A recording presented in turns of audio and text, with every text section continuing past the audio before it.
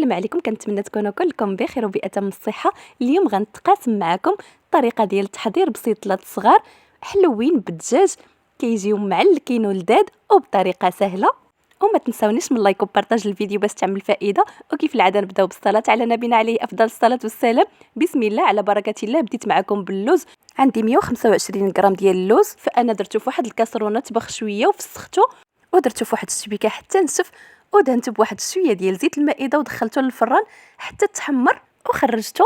وهنايا نبداو على بركه الله بالعجين. كنحتاج 300 غرام ديال الدقيق الابيض الخاص بالحلويات، او 3 ديال الاكواب ديال العنبه عامرين، مع نص كوب ديال السميد الناعم، الدقيق ديال القمح او الفينو اي 60 غرام. فانا غربلتهم في قصعه، وغربلت واحد الساشيه ديال الخميره ديال الحلويات، وغنحتاج معلقه صغيره مع مرش ديال الملح، وكيبقى حسب الذوق، ومعلقه صغيره مع مرش ديال السكر حبيبات، ومعلقه صغيره ديال الخل، وواحد البياض ديال البيضه كان عندي في المجمد صافي، وماء دافي باش كنعجن. وهنايا فانا بديت كنعجن، فانا غير مسرعه الفيديو. المهم كنعجنوا العجينه ديالنا مزيان، العجينه ديال المسمن عادي، ما تجيناش قاصحه بزاف وما تجيش مرخوفه. وكندلكها مزيان وكنديرها في واحد الميكا او بلاستيك غذائي وكنخليها ترتاح. وهنايا نوجدوا الحشوه في كوكوط فوق البوطه، وضعت واحد الثلث ديال الكوب ديال العنبه ديال زيت المائده مخلطه مع زيت الزيتون، وكيلو الا ربع ديال البصله مقطعه رقيق، ونص كيلو ديال الدجاج بالعظام ديالو والجلده، وواحد نص معلقه ديال السمن الحار، وكنزيد شويه ديال المروزيه بسيبيسه وقعقله مطحونين، وواحد نص دويمه ديال الزعفران، وواحد العويد ديال القرفه، وكنزيد الخرقوم والابزار وسكينجبير او الزنجبيل والقرفه والملح حسب الذوق. صافي كنحرك المكونات ديالي مزيان، كنشحرهم واحد شويه، فانا غير مسرعه الفيديو باش ما يجيش طويل بزاف.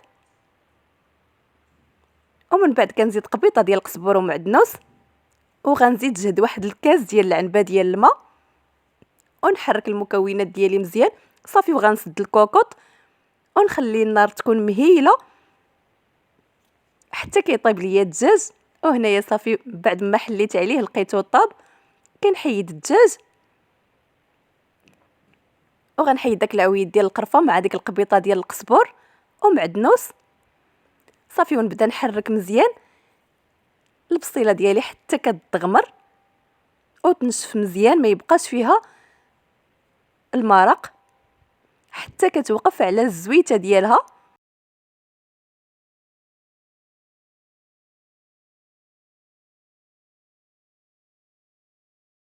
ودابا كنزيد واحد معلقه صغيره ديال القرفه وجوج معالق كبار ديال السكر، وكنستمر بهذه الطريقه كيف ما قلت لكم حتى كتعقد وتوقف على الزويته ديالها. صافي هنايا عندي الحشوه دغمرات مزيان، والدجاج فانا فتتو حيدت منه العظم والجلده ونخلطهم كاملين مزيان.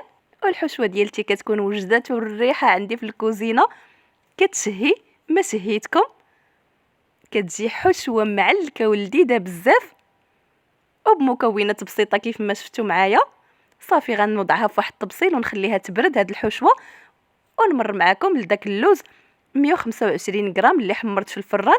صافي هنايا كنطحنو، وانا كنطحن اللوز قطعت التصوير، فانا كنت نقصت جهد واحد جوج معالق كبار ديال اللوز مهرمش، وعاد كملت طحنت. وكنزيد واحد المعلقه كبيره ونص ديال السكر كلاصي مع اللوز، وكنزيد كنطحنهم مزيان حتى ولاو عندي بهذا الشكل. المهم كيبقى هكا شويه حبيبات، وزدت عليه واحد نص معلقه صغيره ديال القرفه، وكنزيد ماء زهر، زدت واحد المعلقه كبيره مع مرش مزيان، وغنبدا نزيد حتى كنفزق اللوز ديالي كامل. فانا ملي كنخليه على جنب كيتشرب. صافي هنايا بهذا الشكل وجد معايا اللوز، صافي نخليه ونكملوا التتمه ديال التحضير. وهنايا دوبت زبده ديال التوريق، ما كملتش النص ديال الرابعه او 250 غرام اللي كتكون في المربع، ما كملتش النص ديالها. وزدت عليها شويه ديال الزيت ومعلقه صغيره ديال النشا، وخلطتهم مزيان وضعتهم في الزليفه. وهنا العجينه قسمتها على أربعة ديال الكويرات، ودهنتها بواحد شويه ديال الزيت وخليتهم يرتاحوا غير واحد شويه. المهم اليوم انا هاد العشيه ديال الحد فاش بديت كنصايب ما كنتش كنعطي الوقت بزاف للعجينه، كيف ما كتشوفوا ما كتبسطش دغيا، وعندنا البرد والشتا هاد النهار مجهده، والحمد لله الله يروينا على قد النفع.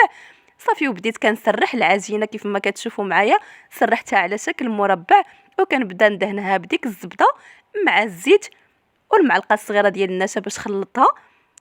صافي كنربعها وكنصاوبها على شكل مسمنه عاديه وكنحطها، وناخذ وحده اخرى عاوتاني ونبسطها مزيان على شكل مربع. صافي وندهن عاوتاني المربع ديال العجينه، وكنوضع ديك المسمنه الاولى في الوسط، وكنعاود نربع عليها العجينه، وغنستمر بنفس الطريقه. باقيين عندي جوج مسمنات غنشكلهم بحال هكا وحده في وحده. صافي نخلي هذه ترتاح ونشكل المسمنه الثانيه. صافي هنايا شكلت الثانيه، نخليهم يرتاحوا واحد شويه ونبدا عاوتاني. وانتم بقاو دائما تخليو العجينه ترتاح مزيان باش كتساعدكم دغيا كتبسط. وهنايا ما شاء الله كيف ما كتشوفوا العجينه كتنبل، يعني انها ناجحه ومخدومه مزيان. غير هو عندنا البرد، العجينه ما كتبسطش دغيا. المهم نسرحها مزيان. وهنايا بعد ما سرحتها كناخذ القطاعه ديال البيتزا وكنبدا نقطع. صافي كنشكل 9 ديال الوحيدات، وكناخذ كل مربع كيخصنا نبسطوه مزيان. خديت ديك الطبيصيله الصغيره وكنبدا نوضع فيها العجينه. فحاولوا ترقوها ما امكن باش كتجي مورقه وزوينه. وكنوضع شويه ديال اللوز، جهد واحد المعلقه ديال اللوز، وكنزيد شويه من الحشوه ديال الدجاج. صافي وكنبدا نسد كيف ما كتشوفوا معايا، ما كنشيطش العجينه من تحت البسيطله، غير الجهد فاش كنسدها مزيان باش كتجينا مورقه لا من الفوق ولا من التحت وزوينه بزاف. صافي كنستمر بنفس الطريقه، كنسرح العجينه مزيان، داك المربع ديال العجينه وكنوضعه في الطبيصيله. صافي وكنوضع اللوز ونوضع الحشوه ونسد مزيان ونستمر بنفس الطريقه. ودائما الا شاط ليا شي عجينه من الفوق او اللي غتكون من التحت كنقطعها، ما كنخليهاش، غير الجهد فاش كتسد ليا وصافي. غنستمر بنفس الطريقه كيف ما شفتوا معايا، كيف ما موضح في الفيديو. الطريقه سهله، كنسرح العجينه وكنعمر. وهنايا كملت الحشوه مع اللوز، عطاوني 15 حبه ديال البسيطلات الصغار، وشاطوا لي واحد جوج ديال القطع ديال العجينه. غنطيبهم على شكل مسمن كيجيو غزالين. وهنايا كندهن البسيطلات ديالي بشويه ديال الزيت والزبده من على الوجه ديالهم، وكنتقبهم بواحد الكيردون باش ملي كيتنفخوا في الفران ما كيتفرقعوش. وسخنت الفران مزيان ودخلتهم على نار مهيله ونخليهم حتى يتشمعوا. دوك القطع اللي بقاو ليا ديال المسمن طيبتهم في المقله مسمنات صغار. وهنايا صافي تشمعوا. ملي كيتشمعوا كينشفوا بهذا الشكل. اللي بغات طرفهم في المجمد كتخليهم حتى كيبردوا، كتستفهم في شي سوبيره. ودائما التستيفه الاولى وكنفرقوا بورق الطبخ اولا السلوفان، وكنبقاو كنستفوا في السوبيره. وحنايا كنفرقوا بورق الطبخ او السلوفان حتى كتعمر، وتوضعوها في المجمد حتى كتبغيوها كتجبدوهم وهما مجمدين وتدخلوهم يكملوا الطياب وتزينوهم وبالصحه والراحه. اما هنايا فانا كملت لهم الطياب وخداو هذا اللوين الذهبي كيجيو مقرمشين ولذاذين بزاف. فانا كنوريكم وكنسمعكم القرمشه وغنمر معكم ان شاء الله باش نزينهم. وكيف ما شفتوا معايا، غير اللي ما بغاتش تصاوب بسيطلات صغار فانا وجدتهم معكم بمكونات بسيطه، غير بنص كيلو ديال الدجاج و125 غرام او ربعه صغيره ديال اللوز وبدون ورقه ديال البسطيله. واكيد اللي عندها الورقه ديال البسطيله وبغات ديرها في بلاصه العجين ديال المسمن، صافي غير كتاخذ الورقه وكدهنها بالزيت وكتعمر بنفس الطريقه باللوز مع الحشوه اللي وجدنا. وهنايا بديت معكم في التزيين، فانا دهنت بالعسل 7 ديال الوحيدات وكنزينهم بداك اللوز المهرمش اللي حيدت قبيله من ديك 125 غرام. والكميه اللي باقا ليا كنزينها بسكر كلاصي والقرفه. وكنتمنى تجربوا هاد البسيطلات، انا متاكده غيعجبوكم، كيجيو غزالين بزاف ولذاذ ما تشبعوش منهم. والشهر الكريم على الابواب، الله يدخلوا علينا وعليكم بالصحه والسلامه، كنحتاجوا فيه البسيطلات بكثره. وهنايا صافي ساليت تزيين بالقرفه، تزيين بسيط وكيجي زوين، نتمنى يعجبكم. صافي كيكون هذا هو الشكل النهائي ديال البسيطلات اللي وجدت معكم، كيجيو لذاذين بزاف. ما شهيتكم واللي شهيتها وحامله تسمح ليا. وما تنساونيش اخواتي، الله يجازيكم بالخير، من واحد اللايك باش حتى الفيديو يتشاف شويه. اللايك كيساعد ان الفيديو يطلع للناس اخرين باش كلشي يستافد من هاد الوصفات اللي كنتشارك معاكم. فانا كنحاول دائما نشرح مزيان باش كلشي يستافد. وقبلوا على صوتي فانا مروحه، فانا فتحت معاكم وحده بصراحه كتجي مورقه بحال الا صاوبناها بالورقه وكتجي لذيذه بزاف.